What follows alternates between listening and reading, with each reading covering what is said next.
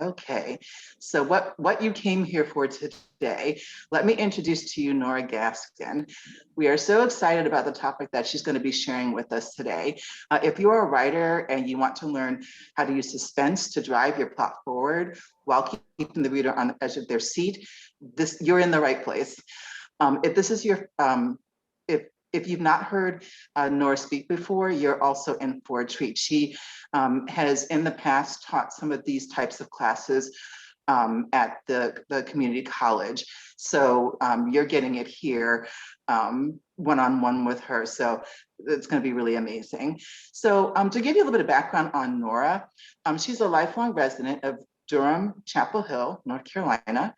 She has a bachelor's degree in English with honors and creative writing from the University of North Carolina and a master's in English from the University of Washington in Seattle. She has spent more than 24 years as a stockbroker and financial advisor with a major investment firm working in the Durham office, and she retired in 2005 to focus on writing.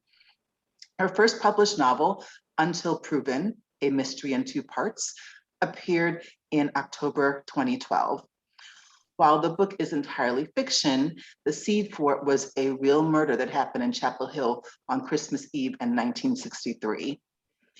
In 2013, Nora published a nonfiction book about that Christmas Eve murder called Time of Death to further explore the questions it raised. Her second novel, The Worst Thing, appeared in May 2018. She lives and writes in Chatham County, inspired by her native landscape, her husband, and her dogs. Her favorite word is gratitude. If you want to find out more about Nora and her books, you can find that at noragaskin.com. So without further ado, we'd like to welcome Nora Gaskin, fellow member for Triangle Sisters in Crime and amazing author. So thank you, Nora.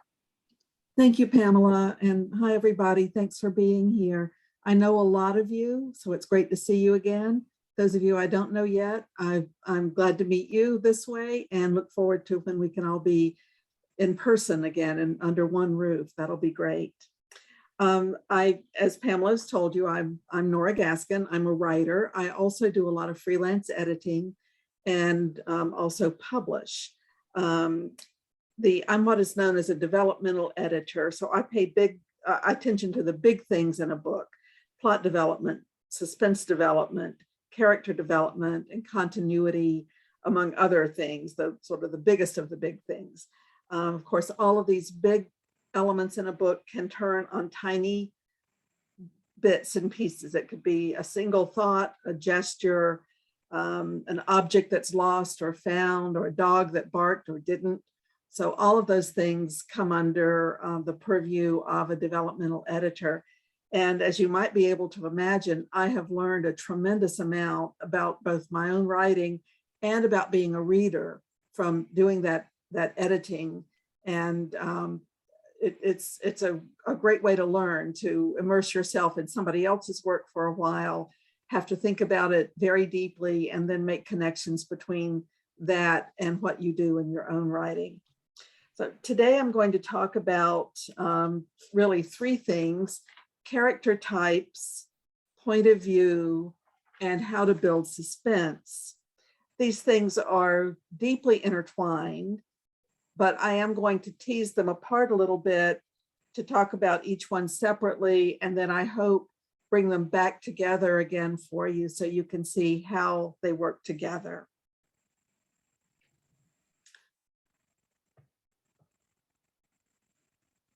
Excuse me, I'm trying to go to the next slide. And there we go. Oh, those are my book titles and a little bit about me. I'd be glad for any of you to email me at nora@noragaskin.com.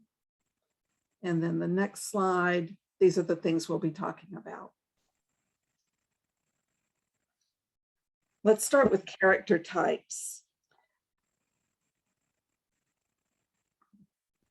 We have a sleuth, a sidekick or partner, a victim, an evildoer, a decoy or Pied Piper or red herring. And we have then the crowd, the extras, the other people who will show up in a book. With the sleuth, of course, it could be a police officer or a detective. It could be a private eye. It could be an amateur busybody, nosy Parker who just can't let go of a set of questions and has to dig in a little deeper. Very often, there will be a sidekick to the sleuth. Watson to Sherlock Holmes, Captain Hastings to Hercule Poirot. Miss Marple picked up and discarded sidekicks as she went, which I kind of think is interesting, that she always has somebody, but they are different people. Nancy Drew, of course, had her pals, Bess and George. And sometimes that second person isn't just a sidekick, they really are a partner. Harriet Vane to Lord Peter Wimsey and Dorothy Sayers series. Nora Charles to Nick Charles in the Thin Man series by Dashiell Hammett. And there are a lot of other pairs. If some of you have favorite pairs, sidekicks and sleuths and sidekicks, our partners, put them in the chat and people can then take a look and maybe learn about some new ones from you listing your favorites. There really are too many examples for me to try to list them all.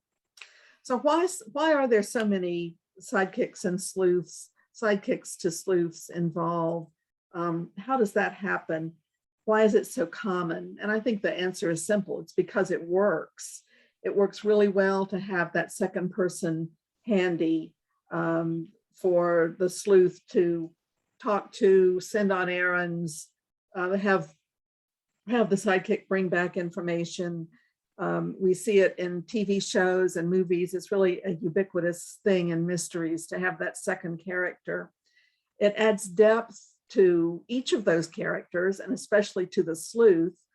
We want to see the sleuth interacting with someone so we get a deeper sense of what that sleuth's character is.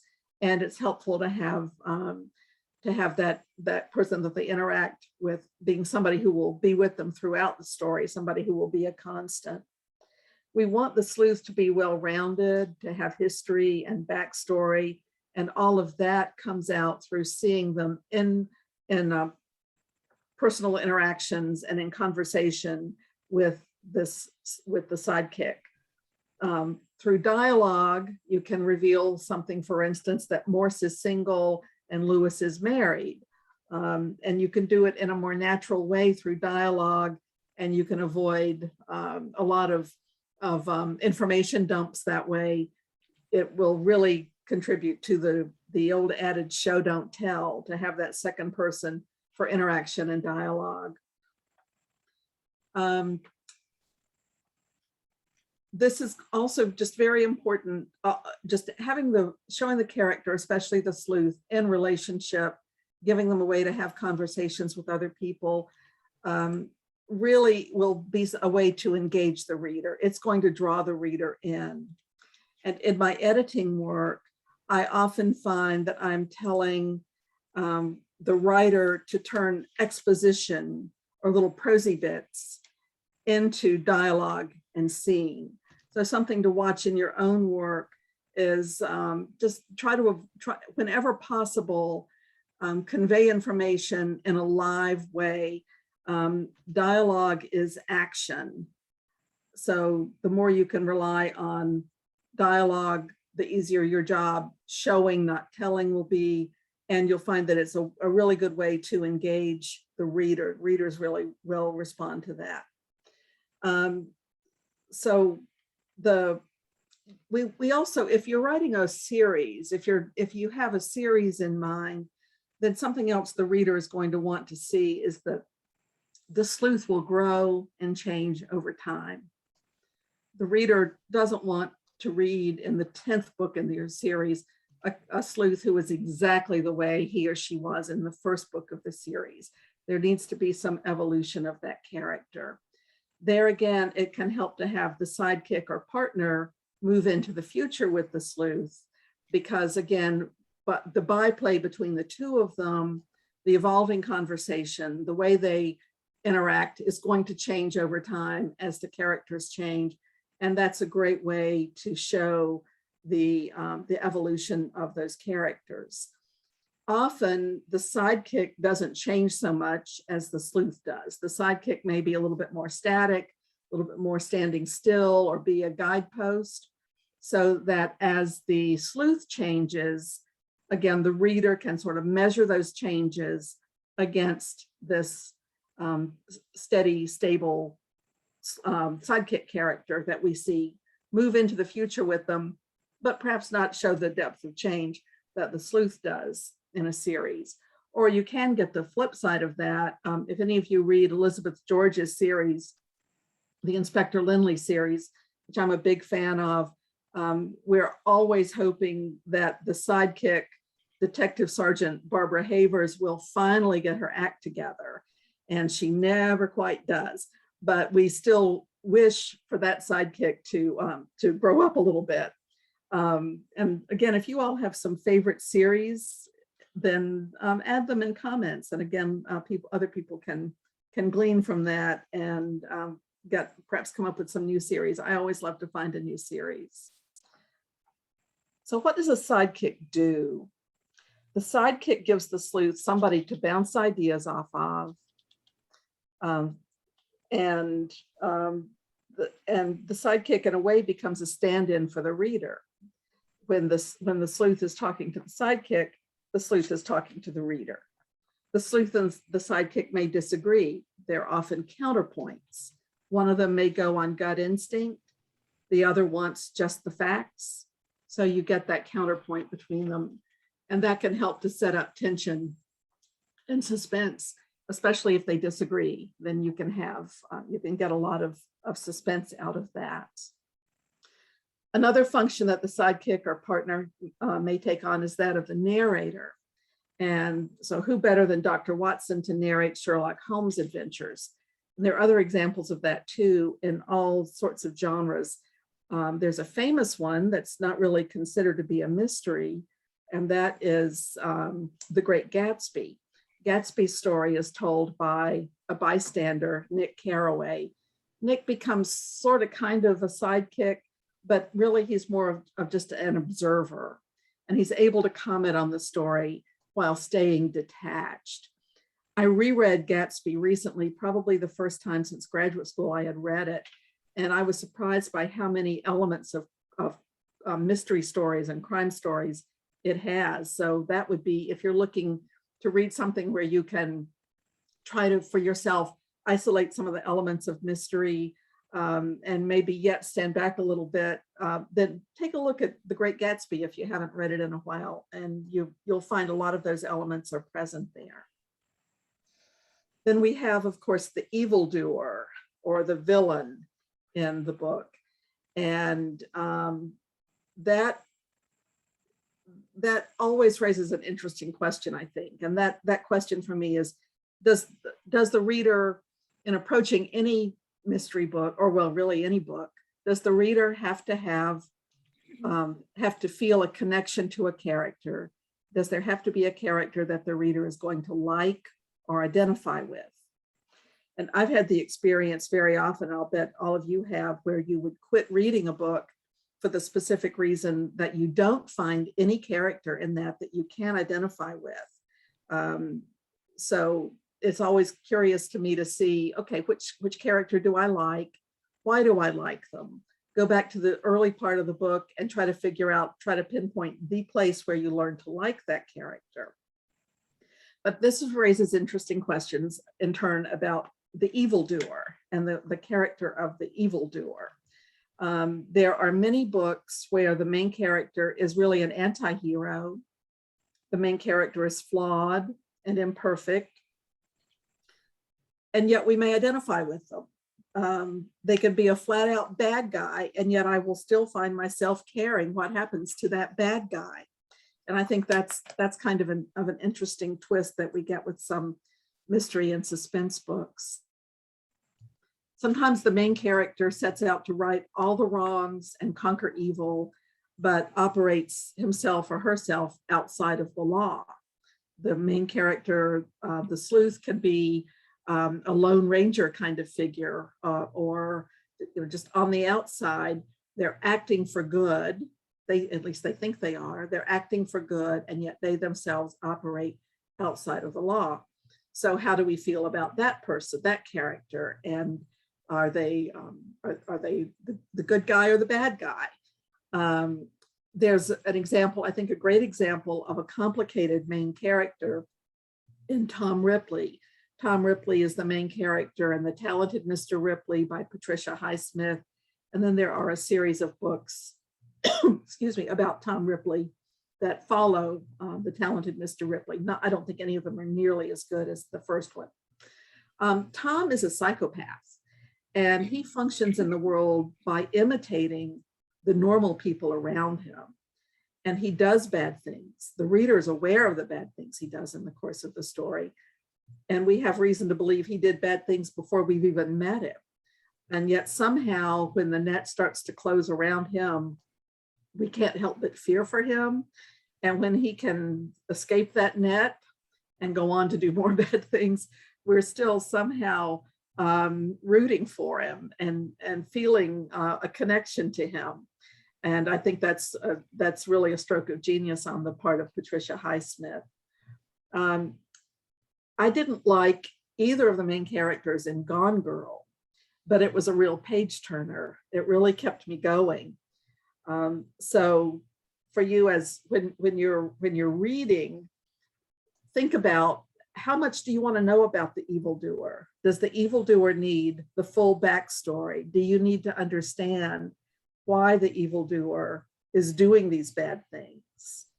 And as a writer, do you want the reader to extend some sympathy to your evildoer? Do you want the reader to care at some level about this bad character? And sometimes, of course, you do. In my novel, The Worst Thing, the last character I began to write, the last one I put on paper, was the bad guy, Albert. I even toyed with the idea of trying to write a book that was about the aftermath of a bad guy doing bad things and the impact that it had on his victims and the people around them. And I wondered, well, could I write that book and not ever have to actually show the bad guy? Could I write the book and not ever, as a writer, have to deal with him? And of course, really, you can't. You're going to have, the writer, me, I finally realized, okay, I've got to deal with this guy. I've got to start putting him on paper. And once I did, I actually enjoyed it. I loved writing him because he's so out in left field. And I think about actors I've heard interviewed who say they love to play the villain because they can just go over the top. There are no holes barred when you're playing the villain. And that I found the freedom in that too, once I finally started writing him. So if you've got an evildoer in mind, and maybe you're a little bit afraid to approach that, maybe you're not sure I want to go there, then get started with it. And I think you'll find a strange kind of freedom as a writer in writing these bad characters. I did want the reader to know his background. He had a backstory and he had a point of view. And I did want the reader to know things like that. So I sprinkled in through the book, I sprinkled in little clues. For instance, at one point he returns to the neighborhood where he grew up and he sees that the shrubbery that grew at the edge of a playground where he played had all been taken up. The shrubs were not there anymore. And he wondered where a child who had to run out of his house in the middle of the night because his parents were having a violent argument, where would that child go to hide without those bushes being there? So he never says, I was that kid, but the reader will understand, oh, that's part of why he is the way he is. But sometimes it's fine for the evildoer just to be evil, just simple, pure bad. And you don't need backstory and you don't need to explain, and you can just let the bad guy be the bad guy. I have a friend who, she's a good friend. We don't read a lot of the same books because I read so much mystery and suspense and she doesn't like the dark stuff. And she simply says she wants the good people to be good and the bad people to be bad full stop, period. She wants it that way. Personally, I like the shades of gray. I like dealing with the blending of the lighter and the darker. But it's a personal choice. There's a lot out there to read, and there are a lot of stories to write. So you can explore how you want to approach your bad guy. Then we have the decoy, or the red herring, or the Pied Piper. And they're interesting characters too. Of course, the classic setup would be to have two characters who have equal means, motive, and opportunity. Two characters who might equally have committed the crime, and only one of them did. And then we have to figure out which one, the writer has to figure out which one. And these people can be decoys. They can draw the reader's attention away from the real culprit, but it has to be plausible. And of course, it's a great setup for a closed room mystery like Agatha Christie would write, or a mystery more like Agatha Christie, where you're out on an island and nobody can get off, or a moving train, or a train that is snowbound and nobody can get off. So think of And Then There Were None by Agatha Christie, or Murder on the Orient Express, and think about how many decoys those books had and what purpose they served.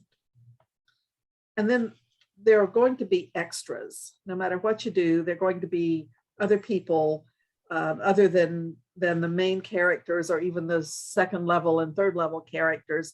They're going to be friends and family. They're going to be innocent bystanders. If you set the book in a village, then there have to be villagers. If you set it in the middle of a big city, then the streets have to be crowded. So whether the story takes place in an English village or in a night market in Taipei, those extras help to bring it to life. But for a writer, that also presents a challenge. These extras have to be present to help with the realism, but they need to somehow stay in the background. I think every time you give a character a name or allow them to speak even a line, then your reader is going to engage with that character for at least a moment. And the reader is going to possibly think, okay, do I need to remember this person? Who was that again? And that's where you can get on some dangerous ground as a writer. After all, a shell game involves 3 shells and not 20. So you have to be careful with your extras. I recently edited a suspense novel that was set on the set of a TV series being filmed in Spain. I've never been to Spain, so that was fun. That gave me a little trip to Spain. You have a lot of people on the set of a TV series, and none of them would be necessarily important to the story individually, but again, you need them in scene setting. And I was puzzled reading the draft of this novel that I was reading. I was puzzled as to who I was supposed to remember and how I was supposed to remember them. The writer had given names to a makeup artist, a prop guy, and a member of the sound crew. All 3 of them were men. She gave them names. She let them speak once in a while, but none of them was really important to the story. At the same time, she needed a decoy character.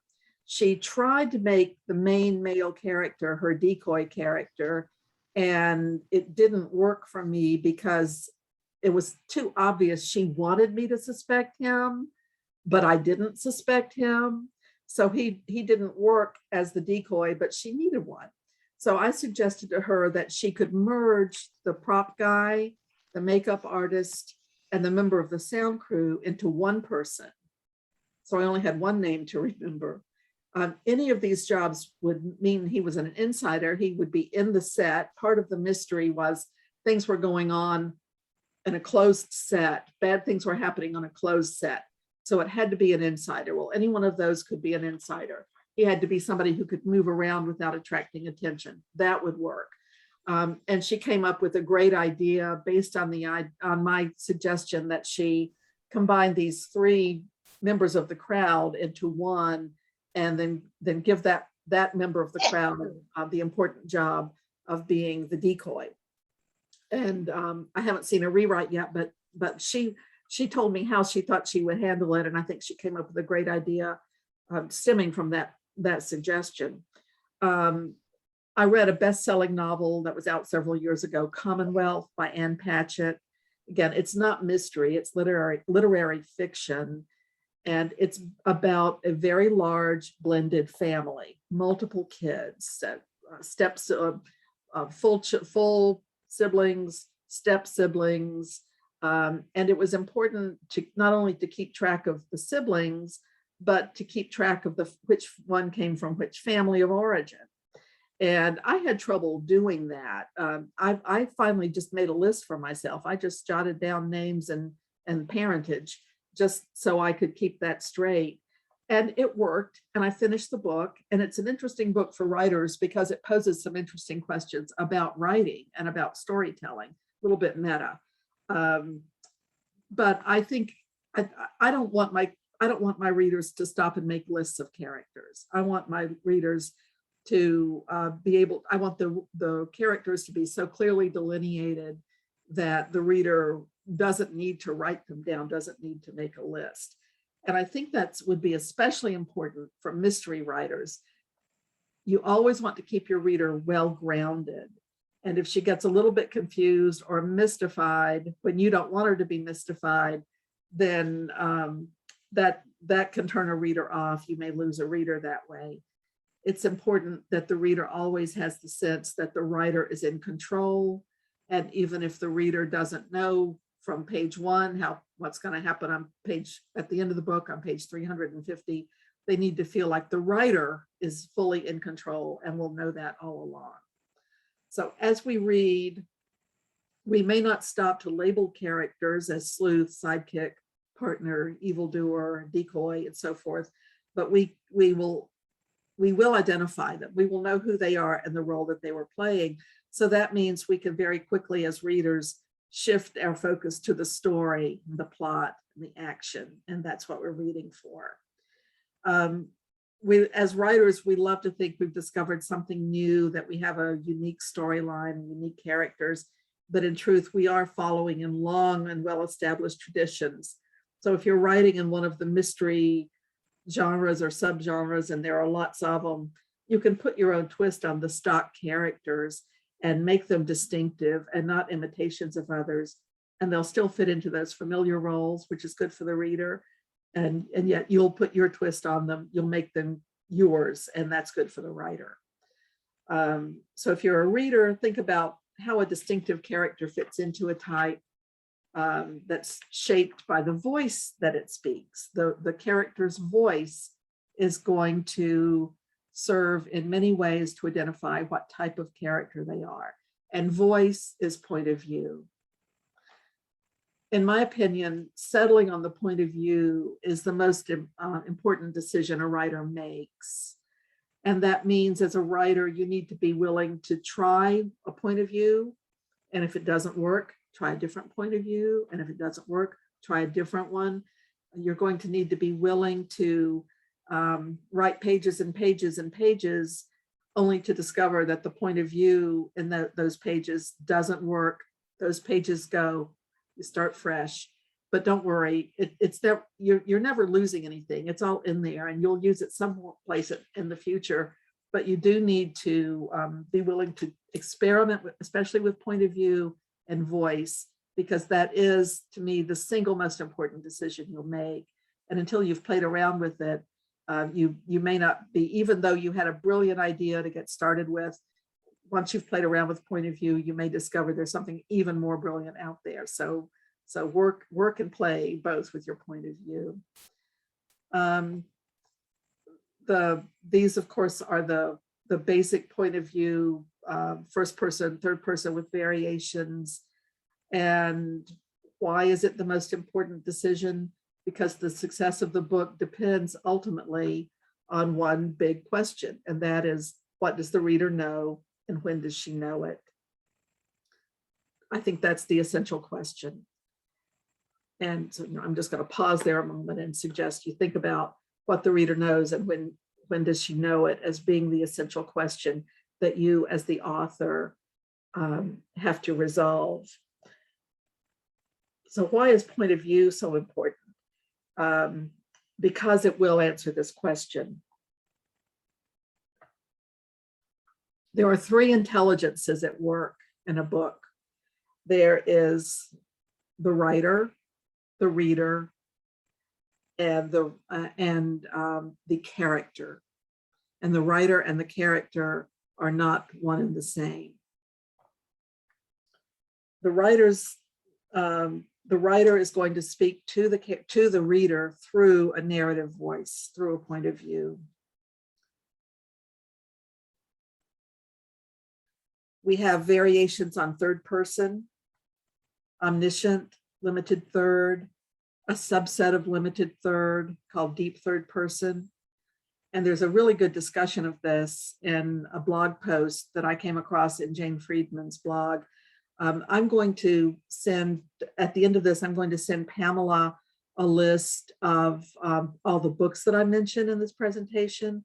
And it also gives a couple of websites, including the one that would take you to this discussion. And I recommend this as a good place to start. Of course, there's been a ton of stuff written about point of view, but I think this is a really good resource. So I'll be sure that that gets to you. A book can have multiple narrative voices with different chapters or sections told by different characters. Again, it's always going to be important that the reader knows who's talking and when, which head they're in at the time. I recently read a book called The Hunting Party by Lucy Foley, and it had 5 point of view characters. As I've added it up, thinking about it later, I believe there are 13 characters in all, and 5 of them are point of view characters. So that's kind of a lot.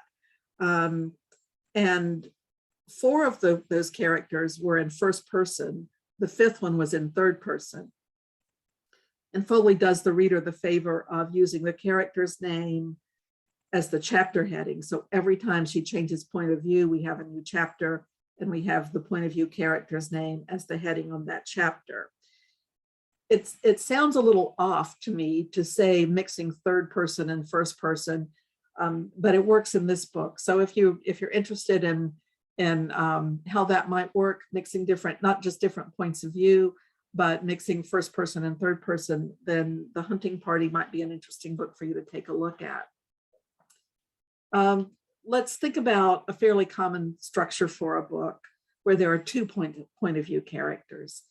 They may be telling different parts of the story. They may be separated in time and space, because after all, if they were in the same room all the time, you wouldn't need 2 of them. They may be telling the same story on parallel tracks. So the reader is, in essence, hearing 2 different stories, but at some point those tracks will crisscross, or maybe at the end the tracks will converge. The effect of this, of having 2 point of view characters in a setup like that, is that the reader ends up knowing more than either of those characters does, because the reader has the benefit of hearing from both. So that's where the reader's intelligence comes into play. The greater knowledge on the part of the reader can help to build suspense. That's because the storyline that involves, let's make one up, that we have a storyline that involves someone who has been kidnapped and is being held captive. That person could be one of the point of view characters. So you effectively have that point of view character.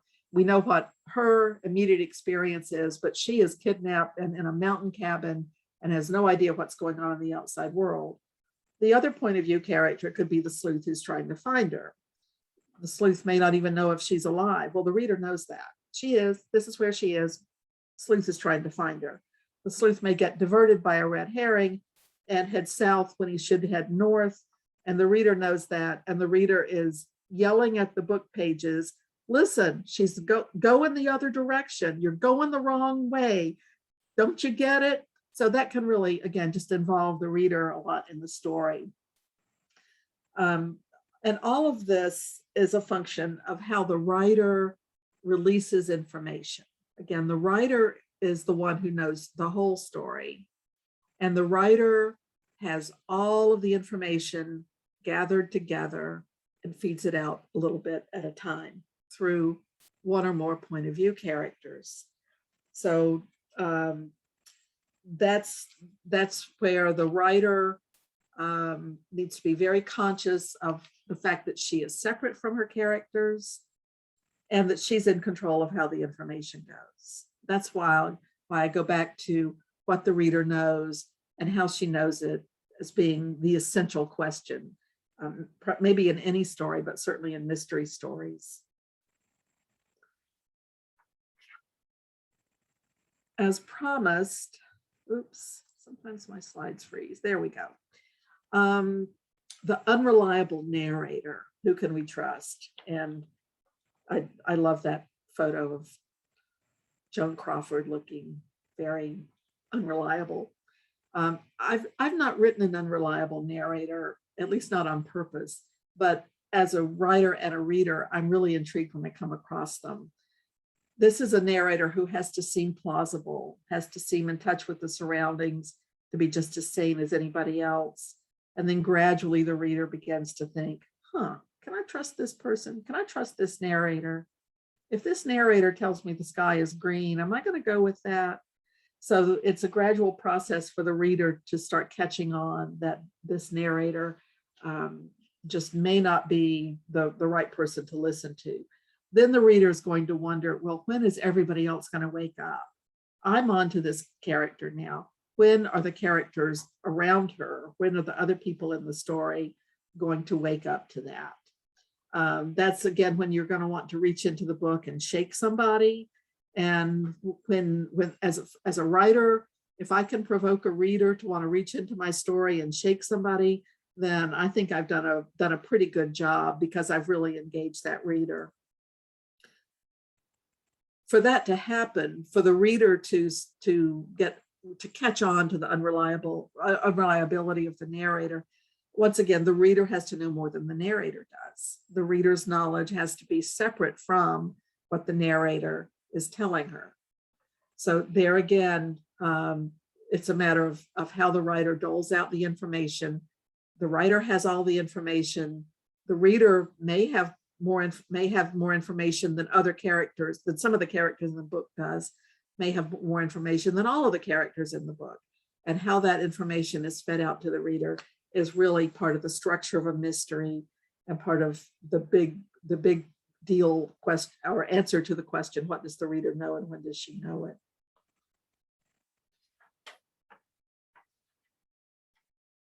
If you have third person with multiple viewpoint characters, then it's pretty easy to set the reader up to know more than any one single character does.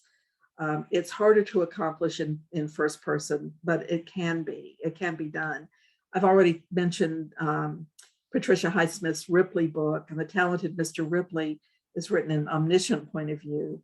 That's probably a good thing, because I don't know that we want to be too closely into Tom Ripley's head. I don't know that we want to get trapped in that skull. But again, it's a matter of thinking about what the reader knows and when she knows it. Highsmith opens that book with Tom Ripley leaving a bar, and he thinks he's being followed. And he is fearful of who may be following him.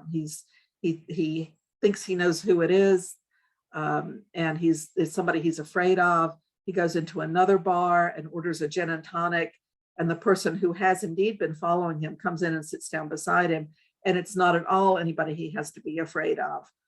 So we open that book finding out that Tom Ripley's afraid of somebody, and we never do find out who that is. It's the man who comes in and sits down next to him sets the action in motion, and Tom Ripley goes to Europe because of this guy who's sat down next to him at the bar. And the reader never does find out what he was afraid of in that first opening scene.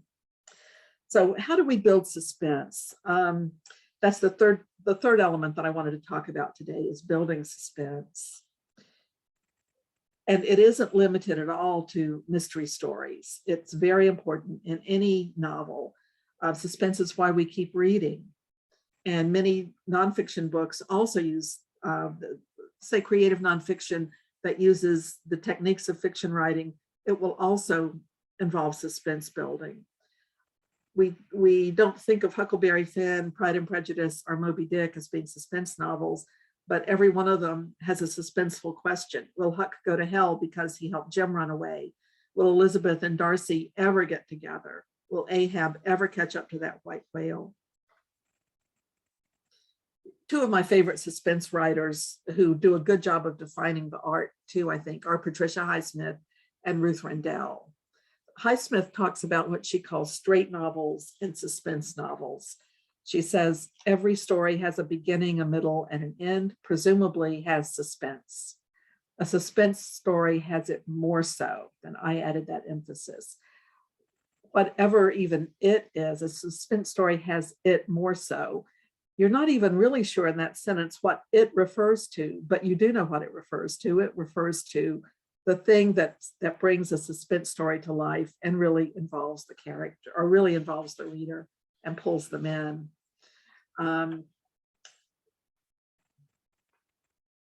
Then Ruth Rendell says that what makes a good suspense writer a sort of withholding, I would say. I think one has to look at a great deal of fiction to see how it is done. Think about Emma. We know there's something strange about Jane Fairfax, but it's not until very far on that we realize all the time she's been engaged to Frank Churchill. It's done in a masterly fashion. There's nothing clumsy about it. Nothing appears to be contrived. It's done by simply withholding. So Jane Austen withheld information from the reader a long time in that book. When she does reveal it, she does it in a way that the reader doesn't feel cheated. You may have read mysteries where at the very end, somebody you've never even heard of comes sweeping into the story and become the villain. And you really feel kind of cheated. It's like the writer did you wrong by not by just having that person drop down from the sky at the very end. So the withholding that Ruth Rendell talks about is a really important part of building suspense. But you do need to do it with some skill, and a great way to learn the skill is to see how other writers do it, analyze it, take it apart, see, oh, that worked. And then why did that work? And pay close attention to that. When we talk about building suspense, we're really talking about a metaphor. I think of it, I always think of it as a ladder going up, or I love the picture of that stone staircase there in the mountains where you can't even see what's around the corner. And I think of suspense as building. We talk about piling up. The main character, the sleuth, is going to have to overcome more than one obstacle, and every obstacle takes them higher and higher on that ladder of suspense, and the reader goes right up there with them, and maybe they can't even see the top, and the reader can't see the top and doesn't see where it's going. So keep that metaphor in mind as you're writing, that suspense has a verticality to it. And one reason why I think closed room mysteries work so well is that you get the ladders, you get the verticality, and then you put it in an enclosed area, and the ladder has to be even steeper. So keep in mind just the metaphor that we're using when we talk about building suspense. And the more you can stack up the obstacles, so the sleuth has to keep climbing higher and higher towards the solution. And if you can do it in some kind of a confined space, then, again, it could be the island nobody can leave because the boats aren't running, or the train trapped in the snowstorm in the mountains, a place that people can't get out of. Then the more good work you can do with building suspense. Got an example I'll try to run through really quickly. There's a book, also literary fiction, not suspense, called Promise by Minrose Gwynn. And it's based on a true story of a tornado that destroyed the town of Tupelo, Mississippi, set during the Depression. So it's set in that time. And we have a scene in a house that is hit by the tornado. There's a teenage girl who broke her arm before the story started. So she has one arm in a cast. Her mother was upstairs with the baby, And when the storm hit the baby, the tornado sucked the baby out of a window. The mother is hysterical. She tries to run down the stairs to go outside to try to find her baby. Well, the staircase has collapsed. When the storm hit, the staircase collapsed. So the mother falls and breaks her leg. And by the way, the brother, the young girl's brother who was molesting her, is killed by storm debris. So he's there too. So you have a young girl with one arm, a baby sucked out the window, the mother with a badly broken leg and pain and in shock, and the dead brother. And that's a pretty good example of piling on to create obstacles that this young girl is going to have to overcome.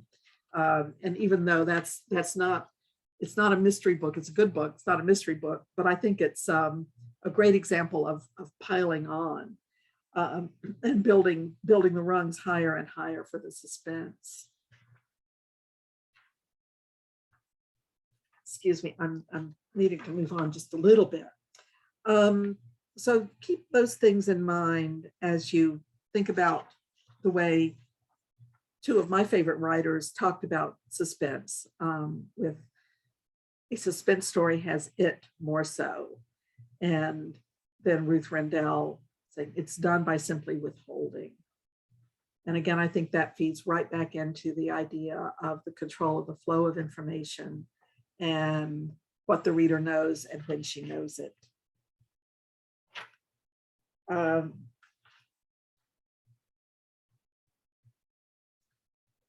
So I think we've teased apart the threads of character and point of view and suspense. And I hope it's helpful to look at them one at a time and then think about how one feeds into the other, how they come back together and connect. And as they do, then I think that's what happens. That magic is what happens to create the books that we love to read and we love to write. So with that, Pamela, are you still with us? Yes, Right. I am here. Right. I think we can go to questions. Sure. So if anyone has questions, you can either drop them in the chat and I'm happy to read them out. Or if you feel bold enough to come off of mute to ask your question directly, feel free. Oh, there was one question that came up earlier. Yeah. It was about sidekicks, where your characters who have sidekicks. Joan Leoetta posed this question. Can you have two of them, kind of like the way Nancy Drew has two of them? I'm sure you can. And I'll go back to the Lindley series, Elizabeth George's series, since it's kind of fresh on my mind. And there are multiple characters. The main character is Inspector Lindley. Barbara Havers is one of his sidekicks, but there are and she's a cop. And there are a couple of two or three other cop characters who come into play. And some of those books will highlight one over the others. Havers is, I think, everybody's kind of favorite because we always do hope she'll get her act together. And she goes through most of those books, but in some of the books, one of the other cops will emerge and be the stronger sidekick, and then maybe step back in the next book and one of the others will emerge. Now that's sort of saying one per book, I guess, but with a shifting cast. I think you could definitely do it as in the Nancy Drew books. You probably need to really be able to delineate between them and give them different jobs to do. Barbara Havers is kind of a mess. So I would imagine you'd want one of the other characters who is the straight arrow, always impeccably dressed, always on the ball, would have to be the other sidekick at a given book to give the contrast between the two. So as a writer, I think you're complicating your task a little bit because you've not only got to separate them from the sleuth, the main character, you've got to differentiate them from each other. But that could be fun. Everybody loves a challenge, right? So that could be a fun way to go about it. Hi, it's Jenny Spallone. Hi. Hi, Jenny. I Hi, I just had a quick question, which has dogged me for years since my first book and still dogs me now on the sixth. I'm still going crazy on it. Mm. Um, when you talk about point of view, that's always been my problem as well. But in this particular situation, I have the main character who is the victim of a kidnapping, but she is the one that grows throughout the book and changes, and she is the one who everybody is going to identify with. I have a detective, but she is a very peripheral character in there. And then a lot of times I'll have where we have an amateur sleuth, but I never know how much to put the actual detective in there with her. And a lot of times this is in other books, and other times it's like a 50-50 thing. So I don't even know if that's kosher to do, or, in either of those two situations, those two different situations, I problems. think ultimately it'll come down to, if you can get away with it, it's fine. Just anything you can make work, as long as you really make it work, is going to be okay. And so are you saying that you've written 6 books? Forgive me if you said this. Are they a series, or are they some of them a series and some? So the 6th one is starting a new series. Okay. The other ones, well, there's one true story in there. So let's just say there's 4 other suspense novels. That's the other question I have. They have a particular detective, but in each of those first 4 books, she has different power. So in the first book, she's got 90% power. She's the controlling factor. In the second book, we go back to about 75. In the third, we go about 50. And by the 4th book, about 25. But the next book that I have on her coming out next year, that'll be back to about at least 50 or 75. So yeah, that's probably why I haven't gotten a traditional publisher. I've just had small independents, right? Or myself. I'd be interested in knowing what other characters are taking, as her power diminishes, who's emerging. You said the amateur sleuth. The amateur sleuth. The amateur sleuth. Okay. Yeah. Okay. That really intrigues me. I'm seeing Venn diagrams in my head of how the characters overlap, or even a bar chart that would show, the shifting percentages of power. That's an interesting way to look at it. But I think just if you're making it work, then do it. I think again, I could imagine some of the problems you run into, but I'm gonna say keep in mind, what does the reader know and when does she know it? And keep in mind what you know that you're feeding out and how you're feeding it out. And yes, it could come through different voices.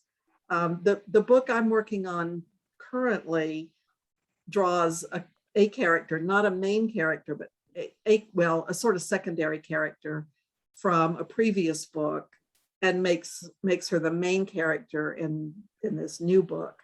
So it is something that you get a good character, and a certain story will not give that good character full range. They can do more than they're called upon to do in that one book. So you want to give them a greater range, and you do that in a different book. So it's the same character, but with different emphasis, I'm guessing.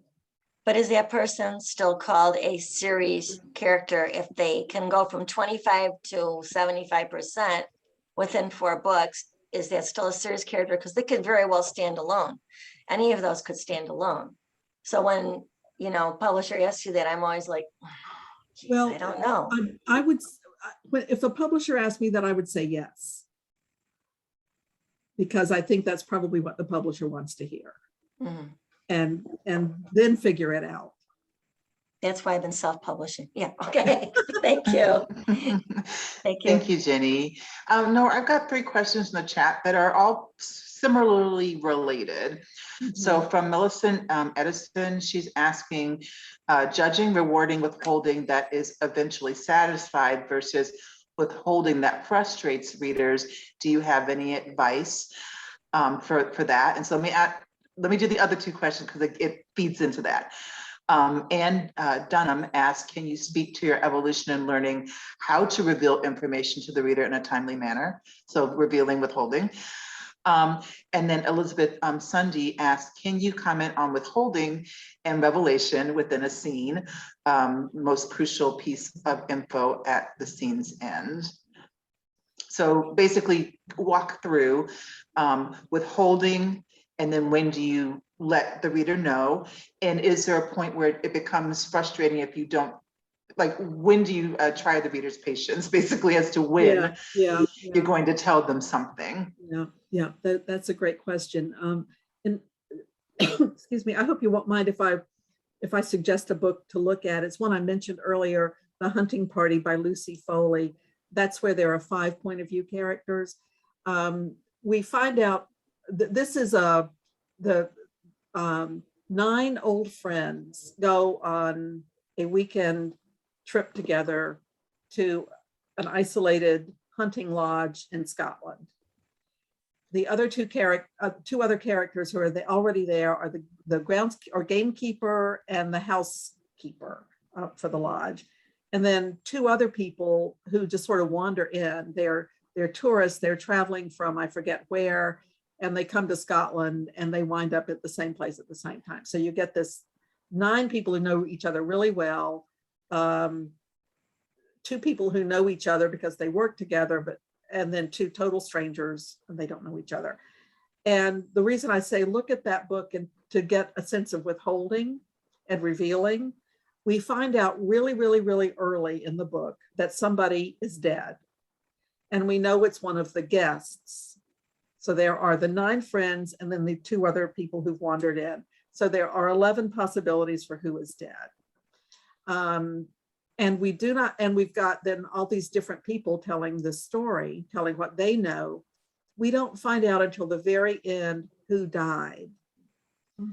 Along with I mentioned that the chapter titles have the point of view character's name. So with every new chapter, you know who's going to be speaking. And once you get them differentiated, then you know their backstories. Along with that, every chapter title has a date. And the current day in the story is January 2nd of whatever year it was. So the day after New Year's Day. And then the other action takes place on December 28, 29, and December 30, 31, and then January 1. So there are 3 days of prior action and then the real-time action. On the real-time day, that's when we find out somebody's dead, but we don't know who it is. And then we go back and we have those 3 days leading up to it told by different point of view characters. And by the end, when you find out who died, it is one of those point of view characters. One of the characters we've been hearing from all along is the person who died. So it's a really curious and interesting way of letting a dead person speak.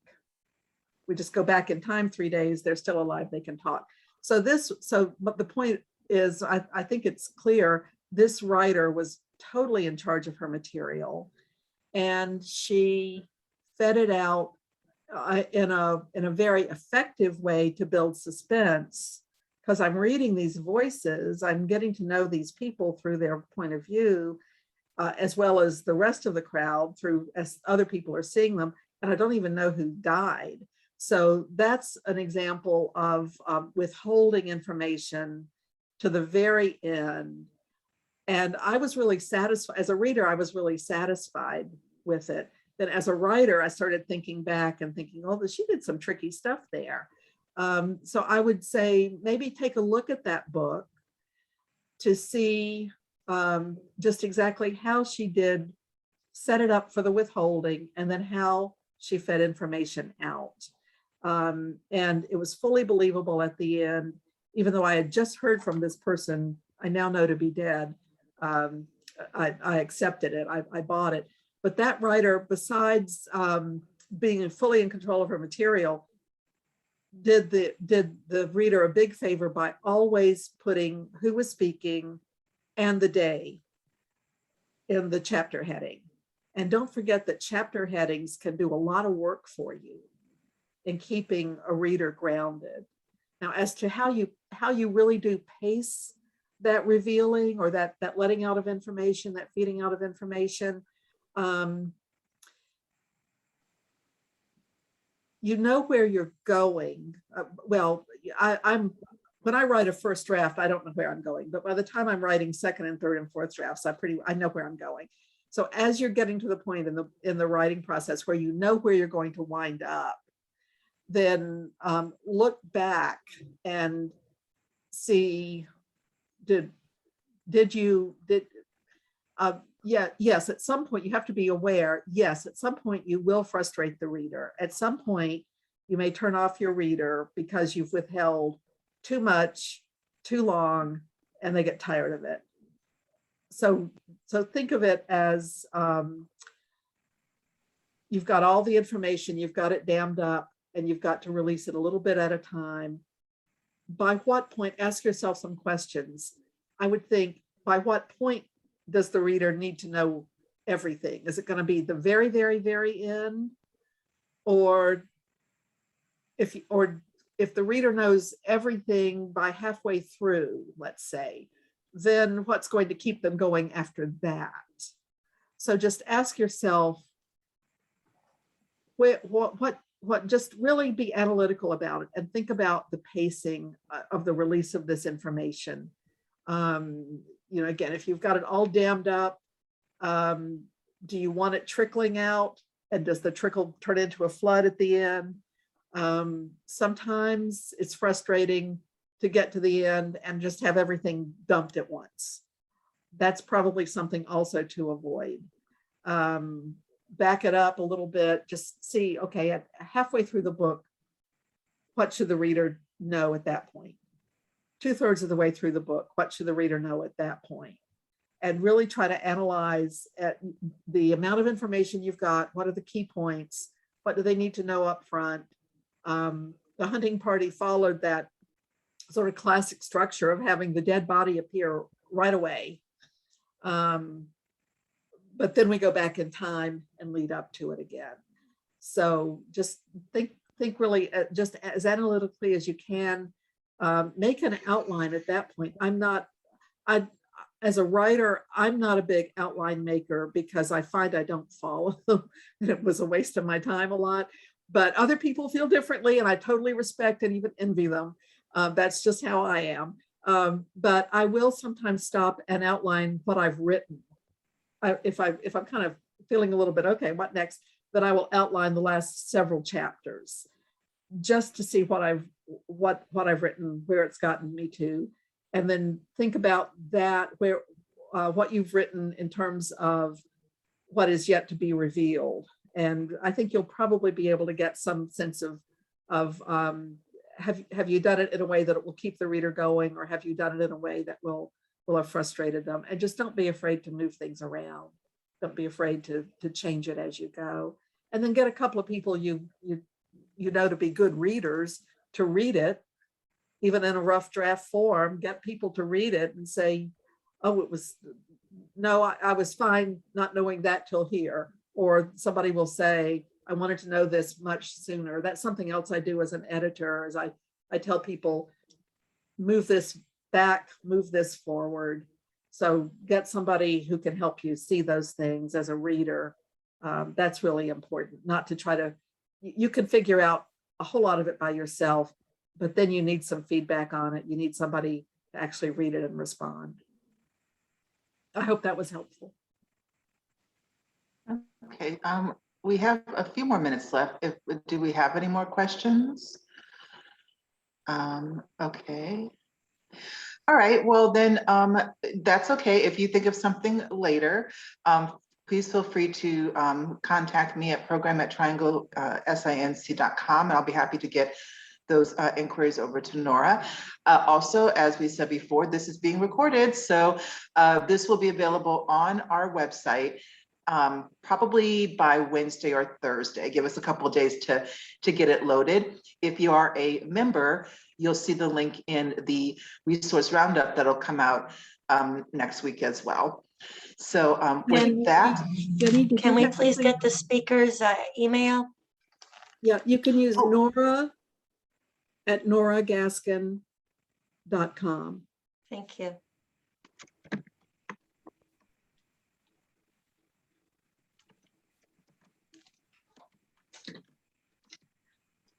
just throw that into the chat for you guys. Go ahead and copy and paste it out of there. Okay, well then, well, I'm glad that everyone enjoyed it and that there was very actionable information. Nora, fantastic as always. You put your writer and your editor's cap on. So I think that was really highly beneficial for, at least for me anyways, and I'm sure for everyone in this, in the meeting. So with that in mind, you guys have a great afternoon. Thank you for joining us. We'll do this again next month, September 11th. We're going to be doing Hero's Journey. You do not want to miss that. So thank you all. Have a wonderful afternoon. Thank you. Everybody, thank Thank you. you. Bye, everybody.